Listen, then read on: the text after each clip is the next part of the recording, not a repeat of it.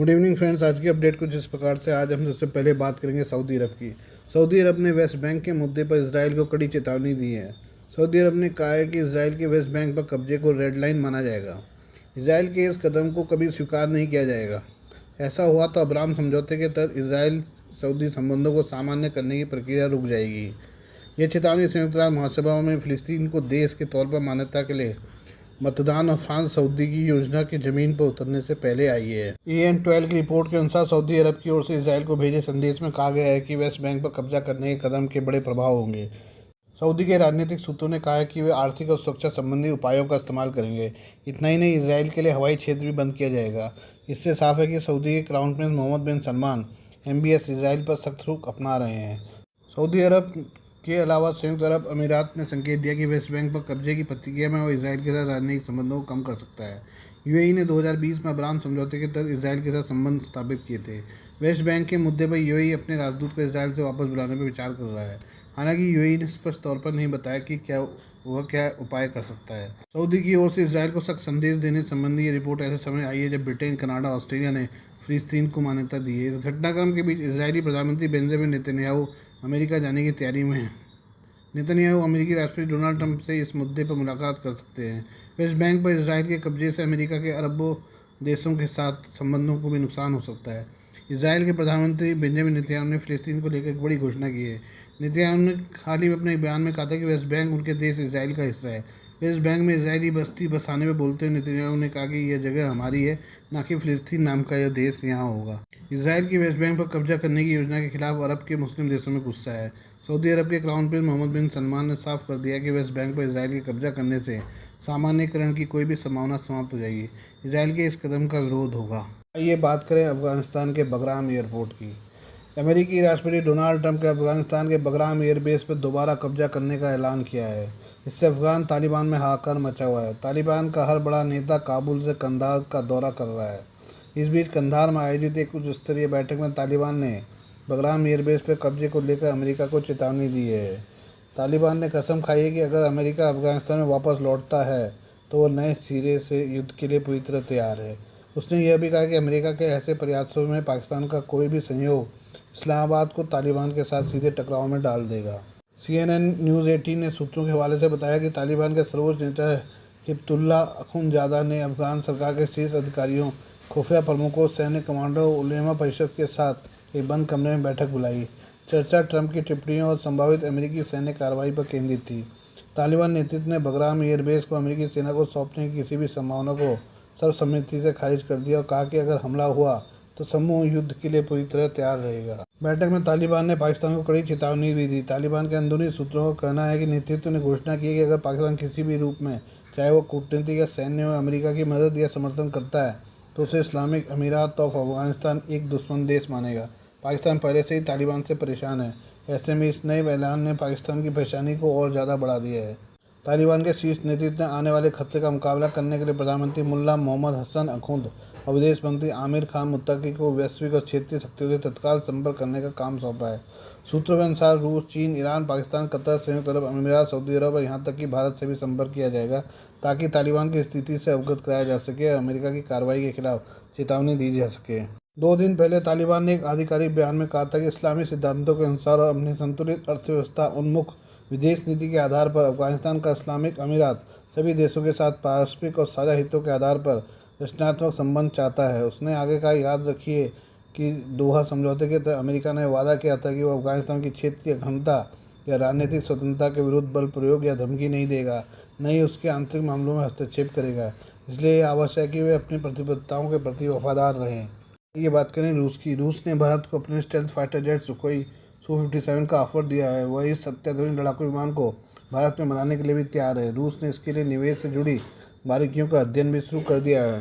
हालांकि ऐसा समय भी था जब भारत Su-57 लड़ाकू विमान के विकास में रूस का साथी था, लेकिन भारत ने 2018 में इसकी कमज़ोर स्टेल्थ और सुपर क्रूज क्षमताओं को लेकर चिंताओं के कारण रूस के 5वीं पीढ़ी के लड़ाकू विमान FGFA प्रोग्राम से हाथ खींच लिया था।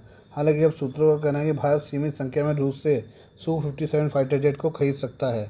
द प्रिंट की रिपोर्ट के अनुसार भारत रूस से Su-57 विमानों को कम से कम 2 स्क्वाड्रन खरीदने की संभावना पर विचार कर रहा है। हालांकि इसके लिए पहले के मिग और Su-30 MKI विमानों की तरह भारत में इनके निर्माण के रूसी प्रस्ताव का मूल्यांकन किया जाएगा। अगर इसे मंजूरी मिल जाती है तो सरकार कंपनी हिंदुस्तान एरोनॉटिकल लिमिटेड रूस के सुखोई ब्यूरो के साथ मिलकर भारत में सुखोई Su-57 लड़ाकू विमान का निर्माण करेगी। रिपोर्ट में बताया गया कि अगर Su-57 के लिए मेक इन इंडिया पहल को मंजूरी दी जाती है तो 2 स्क्वाड्रन 34 विमान पूरी तरह से उड़ान भरने वाली स्थिति में रूस से डिलीवर किए जाएंगे। इसके अलावा 3 से 5 स्क्वाड्रन का निर्माण HAL के नासिक संयंत्र में किया जा सकता है। रूसी सुखोई डिज़ाइन ब्यूरो पहले से ही HAL के साथ Su-30 MKI के लाइसेंस उत्पादन पर काम कर रही है। ऐसे में पुराने संयंत्र में Su-57 के निर्माण से इसकी लागत में कमी आएगी, जो कीमतों को नीचे रखने में मदद करेगा। कई विमान विशेषज्ञ रूसी Su-57 को पारंपरिक रूप से 5वीं पीढ़ी का लड़ाकू विमान नहीं मानते हैं, लेकिन इसके बावजूद ये लड़ाकू विमान ऑपरेशन सिंदूर के मद्देनजर भारत की ऑपरेशनल जरूरतों को पूरा करता है। एक सूत्र ने बताया केवल 2 मित्र देशों के पास 5वीं पीढ़ी के विमान हैं, वो है अमेरिका और रूस। अमेरिका मेक इन इंडिया के तहत F-35 की पेशकश नहीं करेगा, जो एक अधिक शक्तिशाली और वास्तव में पूरी तरह से स्टेल्थ लड़ाकू विमान है। हालांकि रूस ने भारत को मेक इन इंडिया के तहत Su-57 की पेशकश की है। भारत ने Su-57 लड़ाकू विमान के विकास वाले कार्यक्रम को भारतीय वायुसेना की सिफारिश के आधार पर छोड़ा था। तब वायुसेना ने रणनीतिक और व्यावहारिक चिंताओं का हवाला दिया था और खुद के लड़ाकू विमान के विकास पर जोर दिया था। रूसी विमानन कार्यक्रम की बढ़ती लागत भी एक चिंता का विषय थी। भारत ने FGFA के प्रारंभिक डिज़ाइन चरण में 1483 करोड़ रुपये 2018 में लगभग 295 मिलियन अमेरिकी डॉलर का निवेश किया था। इसे जारी रखने के लिए केवल 127 विमानों के लिए 35 बिलियन अमेरिकी डॉलर की आवश्यकता होती, जिससे प्रति यूनिट लागत बढ़कर 150 से 200 मिलियन अमेरिकी डॉलर हो जाती। भारतीय वायुसेना पहले से ही लड़ाकू विमानों की जरूरत से कम स्क्वाड्रन का सामना कर रही है। इस बीच हाल ही में MiG-21 को रिटायर कर दिया गया है। इससे लड़ाकू विमानों की संख्या और ज़्यादा कम हो गई है। भारत ने पिछले कई दशकों में सिर्फ राफेल की खरीदारी की है, वो भी सिर्फ 2 स्क्वाड्रन। ऐसे में भारत को ऐसे लड़ाकू विमानों की आवश्यकता है जो वायुसेना की ताकत को बढ़ाए और बजट पर भी बहुत ज़्यादा बोझ न डाले। इसके साथ ही विमान पाकिस्तान के F-16 और चीन से खरीदे जाने वाले J-35 का सामना कर सके। ऐसे में रूसी Su-57 एक शक्तिशाली उम्मीदवार बनकर उभरा है। ये बात कर अफगानिस्तान के पूर्व उपराष्ट्रपति अमरुल्लाह सालेह की चेतावनी के बारे में। उन्होंने कहा है कि पाकिस्तान के टूटने की शुरुआत हो चुकी है। सालेह ने एक दिन पहले पाकिस्तान के खैबर पख्तूनख्वा प्रांत में आम कबायली लोगों पर बमबारी के लिए पाकिस्तानी सरकार पर हमला बोला और पख्तून लोगों को उपेक्षा का शिकार बताया। सालेह ने सोशल मीडिया प्लेटफॉर्म X पर लिखा कि पाकिस्तानी वायुसेना ने पंजाब में कहीं 23 नागरिकों को मार डाला होता तो क्या होता। उन्होंने खैबर पख्तूनख्वा के पहाड़ी इलाकों में नागरिकों पर बम गिराए जाने का जिक्र किया, जिसमें 30 लोग मारे गए। सालेह ने लिखा, पूर्व FATA कबीलाई क्षेत्र के लोग हमेशा से पाकिस्तानी समाज का एक उपेक्षित हिस्सा रहा है। मुझे यकीन नहीं है कि पाकिस्तान के मुख्य धारा के उर्दू या अंग्रेजी मीडिया ने भी हमले की कोई कवरेज दी है या नहीं। उन्होंने कहा यह पाकिस्तान के टूटने की शुरुआत नहीं है, मुझे लगता है कि यह निश्चित रूप से है। पाकिस्तान की वायुसेना ने सोमवार सुबह तड़के खैबर पख्तूनख्वा के तिराहा घाटी में एक गाँव पर बमबारी की थी, जिसमें लगभग 30 लोग मारे गए थे। पाकिस्तानी वायुसेना ने बम गिराने के लिए चीन निर्मित J-F-17 लड़ाकू विमानों का इस्तेमाल किया था। AP की रिपोर्ट में बताया गया कि पाकिस्तानी वायुसेना ने तिराहा घाटी के मंत्रे दारा गांव में TTP के बम बनाने के ठिकाने पर हमला किया।